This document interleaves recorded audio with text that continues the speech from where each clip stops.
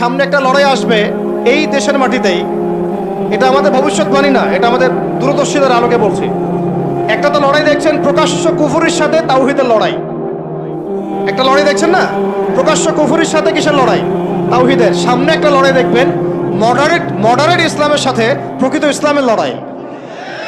নতুন একটা ব্যাটল দেখবেন সমাজের মধ্যে চলবে, কথায় কলমে, টকশোতে, ময়দানে, ওয়াজ মাহফিলে, সব জায়গায় দেখবেন একটা নতুন ব্যাটল সামনে আসবে। মডারেট ইসলাম মানে সুশীল মার্কা ইসলাম, বুঝেন নাই? সুশীল মার্কা পশ্চিমা আদলের এক ইসলাম, পশ্চিমাদের সন্তুষ্টি মানে সাধনকারী ইসলাম, এবং যে ইসলামটাকে ওরা প্রমোট করবে এর সাথে একটা লড়াই দেখা যাবে যারা নবী মুহাম্মদ সাল্লাল্লাহু আলাইহি ওয়াসাল্লাম এবং সাহাবীদের সেই সিরাতের আদলের ইসলাম মানে, এইটার সাথে একটা কনফ্লিক্ট সামনে দেখবেন আপনারা, দেখে নিয়ে ইনশাআল্লাহ। কারণ আমরা খুব গভীরভাবে অবজার্ভ করছি বিষয়গুলো, যে যারা এতদিন পর্যন্ত সুযোগ সন্ধানী ছিলেন তারা এখন মডারেট ইসলামের দীক্ষায় দীক্ষিত হচ্ছে। এই ইসলাম দিয়ে আল্লাহর জমিনে দিন কায়েম হবে না।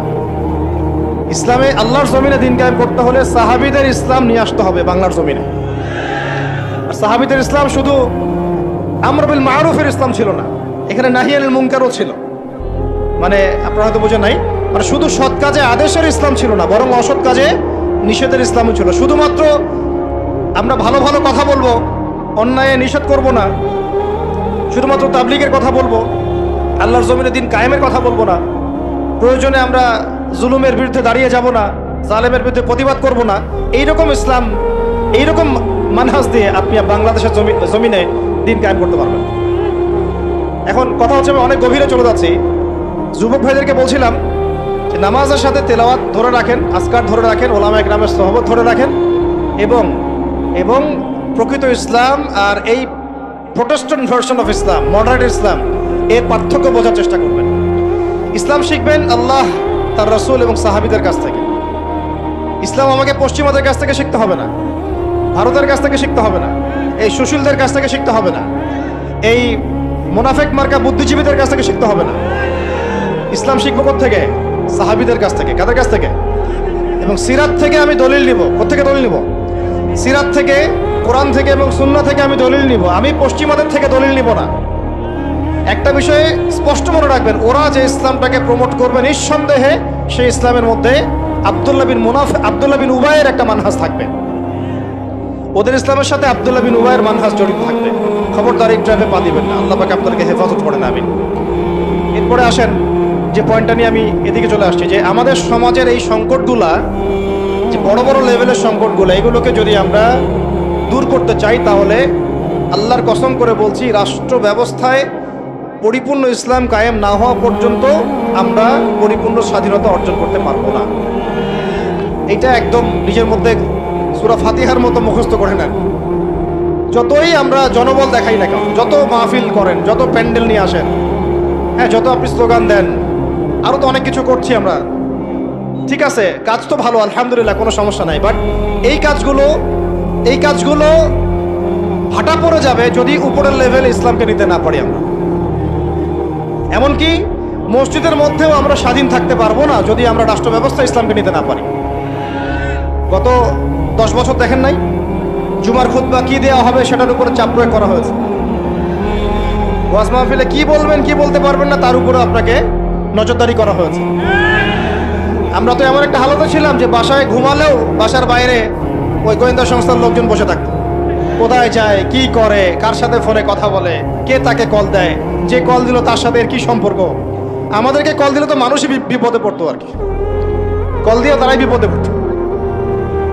কার সাথে দেখা করে, কে বাসায় আসতেছে, কে যাচ্ছে। এই যে একটা মনে আছে দাজ্জাল যে দ্বীপে বন্দী আছে, একটা হাদিস আছে না, একটা যে তামিমদারি রাদিয়াল্লাহু আনহু হাদিস। প্রথমে একটা প্রাণীর সাথে দেখা হয়, সেই প্রাণী জিজ্ঞাসা করে যে তোমরা কোথা থেকে আসছো, মনে আছে হাদিসটা? তো ওই প্রাণী নিজের পরিচয় দিয়েছিল কি, যে আমি জাসাস, আমি কি জাসাসা, আমি কি জাসাসা, আমি হচ্ছে গোয়েন্দা। জানি না এই হাদিসের আসলে তাওয়িল এখন আমার জানা নাই, আল্লাহ ভালো জানেন, আমি এখনো শিখছি।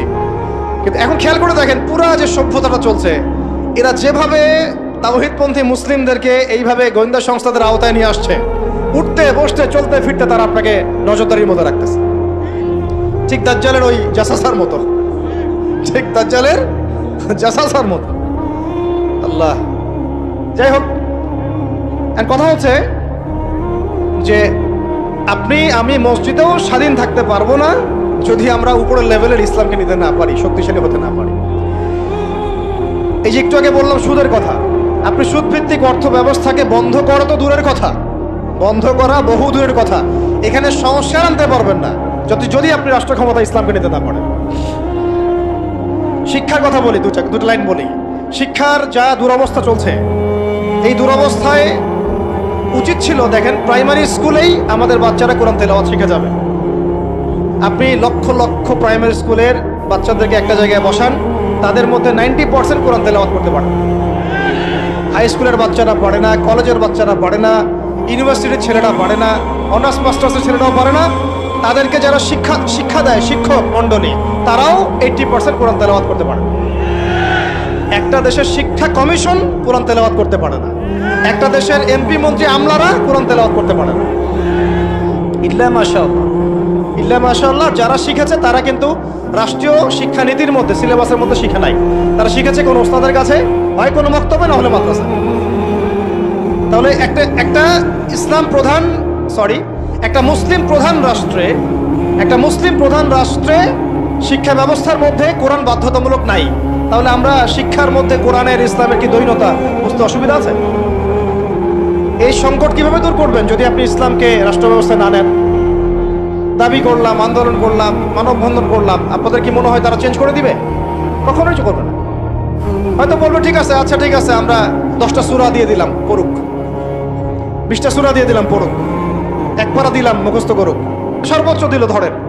কিন্তু আমরা জানি যে এগুলো দিয়ে সাহাবাওয়ালা সেই জজবা, সেই ঈমান, সেই দাওয়াত, সেই জিহাদ, সেই ইকামতের দিন সম্ভব না। এগুলো জাস্ট আইওয়াশ, শোডাউন করা মানুষকে। জ্ঞান, ইসলামের জ্ঞান যে এত গভীর, মানে আমরা এখন যেটা অনুভব করি যে আমরা এই সাগরের কিনারায় দাঁড়িয়ে আছি, এখনো সাগরে নামা তো দূরের কথা, আমরা পাও ভিজাইনি এখন। এটা হলো দ্বীন ইসলামের জ্ঞানের গভীরতা। আর আমাদের 90% মুসলিমের কান্ট্রি, এখানে শিক্ষা ব্যবস্থা ইসলাম নাই, কোরআন বাধ্যতামূলক না, হাদিস 100টা বাধ্যতামূলক না। 20 বছর পড়াশোনা করে আমাদের ভাইরা 20টা সূরাও শিখে না।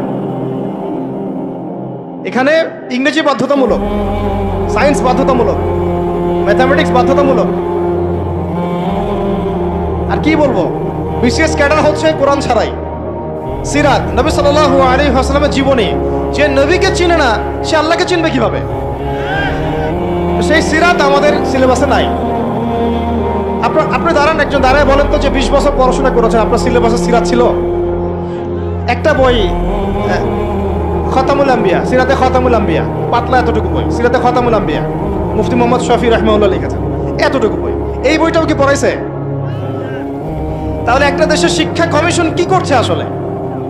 এদেশের কোটি কোটি ছেলে, কোটি কোটি মেয়ে, কোটি কোটি শিশু কোরআনবিহীন ভাবে শিখছে, হাদিসবিহীন শিক্ষা শিখছে,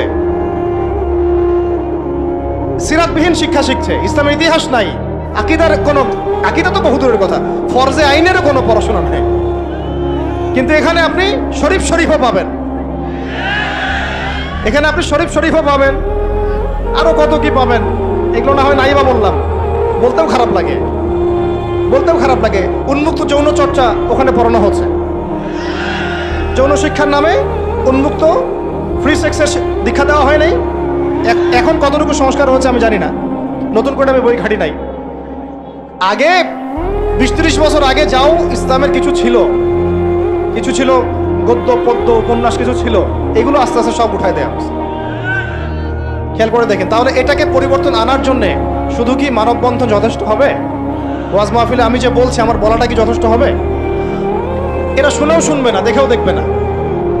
আমি বলে দিচ্ছি আপনাদেরকে, যদি সেকুলাররা উপরে থাকে, এই তথাকথিত সুশীলরা, এই রাম বাম প্রগতিশীলরা, এরা এই কথাগুলো শুনে বিশ্বাসও করতে পারে, হ্যাঁ এটা সত্য কথা বলছে ছেলেটা, কিন্তু ওরা কিছুই করবে না। কারণ কিছু বললেই দুটা শব্দ, কিছু বললে নাকি ওদের আব্বু মাইন্ড করবে।